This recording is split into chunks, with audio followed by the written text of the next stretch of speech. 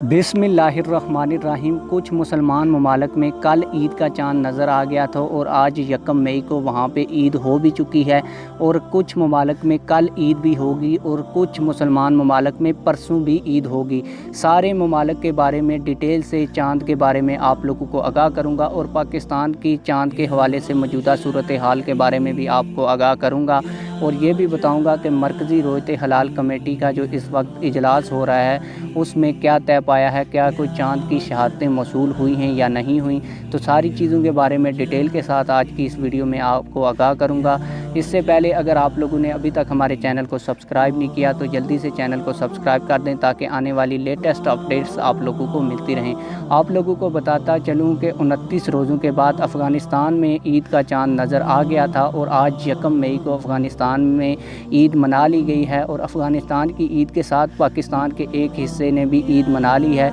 जिसमें शुमाली वज़ीरिस्तान और जनूबी वज़ीरिस्तान के लोगों ने आज अफ़गानिस्तान के साथ ईद मना ली है। आज पाकिस्तान में 29वां रोज़ा शाम को इख्तिताम पजीर हो चुका है और रोयत हलाल कमेटी का इजलास भी शुरू हो चुका है और आप लोगों को ये भी बताऊंगा कि पाकिस्तान के अंदर आज ईद का चाँद नज़र आने के कितने चांसेस हैं। इसके अलावा आप लोगों को बताता चलूँ कि जो अरब अमारात हैं और सऊदी अरेबिया में आज 30 रोज़े मुकम्मल हो जाएंगे और डेफिनेटली कल वहाँ पे ईद होगी, क्योंकि हजूर सल्लल्लाहु अलैहि वसल्लम की इस हवाले से वाज़िह हदीस मौजूद है कि अगर आप लोगों को 29 रोज़ों के बाद चाँद नज़र आ जाए तो अगले दिन आपकी ईद होगी। अगर आप लोगों को मतला अबरआलूद हो या किसी वजह से भी आपको चाँद नज़र ना आए तो फिर आप लोगों को 30 रोज़े मुकम्मल करना पड़ेंगे। इसके अलावा पाकिस्तान के हवाले से आप लोगों को बताता चलूँ कि महकमा मौसमियात की रिपोर्ट के मुताबिक आज पाकिस्तान के अंदर ईद के चाँद नज़र आने के बहुत ज़्यादा कम चांसेस हैं और पाकिस्तान में 29 रोज़ों के बाद ईद तभी होती है जब